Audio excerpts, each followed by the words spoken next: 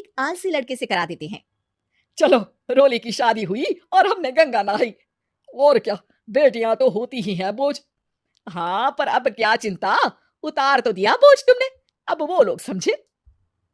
ससुराल में रोली का पति कहता है, देखो, मैं कोई काम नहीं करता, ये बात तुम्हारे मम्मी पापा को बता दी थी मैंने। अब जो किराया आता है दुकान का, उसी से घर का गुजारा करना है। कभी भूल से भी कोशिश ना करना किसी चीज की डिमांड की। क्या मम्मी पापा को पता था कि आप कोई काम नहीं करते? और क्या, बड़ा अच्छे से पता था।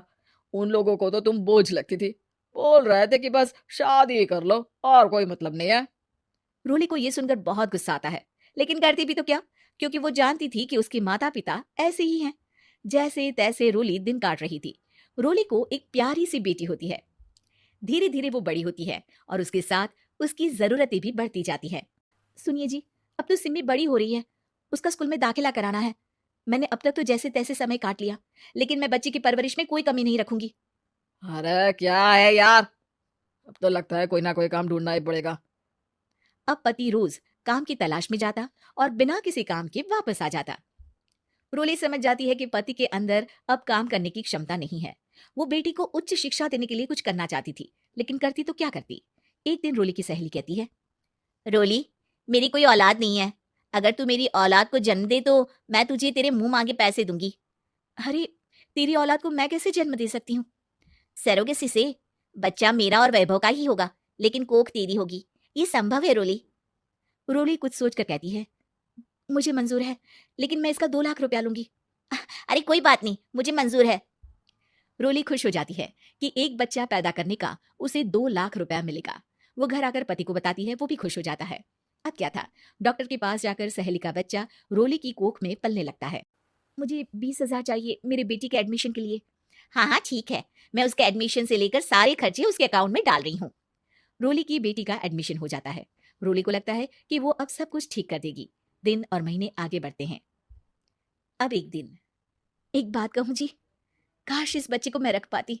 मैं अब इससे काफी जुड़ गई हूँ। अरे यार, पता नहीं किसका बच्चा है, अपने पास है ना अपनी मुन्नी। हाँ, लेकिन अब मैं भी इस बच्चे से जुड़ाव फील करने लगी हूँ। लेकिन मैं ये जानती हूँ कि ये मेरा बच्चा नहीं है। दोनों की जिंदगी ठीक चल रही थी, लेकिन कहते ना कि सुख का पल ज्यादा लंबा नहीं होता। एक दिन रोली की सहेली का फोन आता है। रोली, मुझे अब ये बच्चा नहीं चाहिए, मैं अपने पति को छोड़ रही हूँ। अरे लेकिन मुझे पैसों की जरूरत है, बच्चा तुम्हारा है, मैं क्या करूंगी? सहेली बिना कुछ बोले फोन काट देती है, फोन स्विच ऑफ कर देती है। लेकिन रोली के जीवन का तूफान यही नहीं रुकता। रोली, मैं इतना भार नहीं उठा सकता। आज पढ़ाई का पैसा मांग रही हो, कल को शादी, कॉलेज और पता नहीं क्या क्या। मैं तुम्हें छोड़ रहा हूँ, अपनी बच्ची उठाओ और निकलो इस घर से। अरे पर मैं कर तो रही हूँ ना बच्चे के लिए काम, आप आराम से रहिए ना। क्या काम कर रही हो, देख रहा हूँ मैं। ये छोटा शहर है, यहाँ लोगों को बात बनाते वक्त नहीं लगता। तो मैं क्या करूं, ज्यादा पढ़ी लिखी नहीं हूँ, कैसे घर के खर्चे चलाऊं? और आप तो काम करना ही नहीं चाहते। हाँ, ना चाहता हूँ और ना ही करूंगा।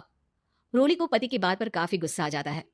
ठीक है, अगर मेरे जीवन में संघर्ष ही लिखा है तो वही सही। इस वक्त पति होने के नाते आपको मेरा साथ देना चाहिए था, लेकिन नहीं, आपने तो इस हाल में मुझे घर से बाहर निकालने की बात कह डाली। देखो, ये सारी फालतू की बातों के लिए वक्त नहीं है मेरे पास। रोली, जिसकी कोख में किसी और का बच्चा था और साथ छोटी सी बेटी, पति का घर छोड़कर रास्ते पर आ जाती है। रोली के पास मायके के सिवा दूसरा कोई रास्ता नहीं होता। अरे रोली कैसी है, कितने दिनों के लिए आई है? हमेशा के लिए माँ। वो माँ को सारी बात बता देती है। ओए लड़की, इतनी हिम्मत का काम कर लिया। अरे ना ना, यहाँ कोई जगह नहीं है। तुम तो अपना बोरिया बिस्तर उठाओ और निकलो यहाँ से। रोली के पास अब मायके का रास्ता भी नहीं बचता। वो चुपचाप बच्ची को लेकर जा रही थी कि उसे दर्द होता है और वो डॉक्टर के पास चली जाती है। और फिर वहां वो एक प्यारे से बेटे को जन्म देती है। कितना प्यारा है, कितने अभागे हैं इसके माँ बाप जो इसके पैदा होने पर भी नहीं है।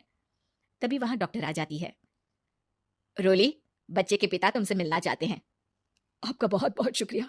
मैं इस बच्चे को पालूंगा, भले ही इसकी माँ ने इसे छोड़ दिया हो, पर मैं अपनी जिम्मेदारी निभाऊंगा। तो क्या आप मुझे इसके पैदा करने के लिए जिन पैसों की बात हुई थी वो भी देंगे? हाँ, और साथ ही आप चाहें तो मेरे घर में रहकर मेरे बच्चे की देखभाल भी कर सकती हैं। मैं उसके लिए आपको सैलरी दे दिया करूंगा। रोली को लगता है कि जैसे भगवान ने उसके लिए सुकून का रास्ता खोल दिया। वो अब मुकेश के साथ उसके घर चली जाती है, जहां रहकर वो उस बच्चे की देखरेख करती है। अब मुकेश के घर को रोली अच्छे से संभाल लेती है। उसके लिए खाना बनाने से लेकर बच्चों की देखभाल और घर की देखरेख। धीरे धीरे मुकेश को रोली से प्यार हो जाता है। रोली, तुम्हारी बेटी और मेरा बेटा बिल्कुल भाई बहन की तरह साथ रहते हैं। हाँ, आखिर है तो एक ही कोख के बच्चे, अटैचमेंट तो होगा ही ना। रोली, तुमने घर और मुझे दोनों को संभाल लिया। ये तो मेरा काम है। आपने भी तो मुझे छत दी जिससे मैं अपनी बेटी की पढ़ाई और भविष्य के लिए पैसे जोड़ सकूं। अब रोली, क्या तुम मुझसे शादी करोगी? अब मैं जानता हूँ तुम्हारी भी शादी कुछ खास अच्छी नहीं रही। रोली को मुकेश की बात ठीक लगती है। वो उसे हाँ बोलने की सोच ही रही होती है कि उसके पहले पति का फोन आ जाता है। रोली, मैं बहुत परेशान हूँ। मेरा एक्सीडेंट हो गया है। मैं चाहता हूँ तुम वापस आ जाओ। रोली को पुराने पति की चिंता होने लगती है। वो सोचती है कि वो क्या कर रही थी। हाँ हाँ ठीक है, मैं आ रही हूँ। हाँ रोली, आ जाओ, लेकिन बच्ची को कहीं हॉस्टल में छोड़कर आना, क्योंकि मैं नहीं चाहता कि हम लोगों के बीच फिर से वो सारी बातें हो। रोली को समझ आ जाता है कि पति आज भी सुधरा नहीं है।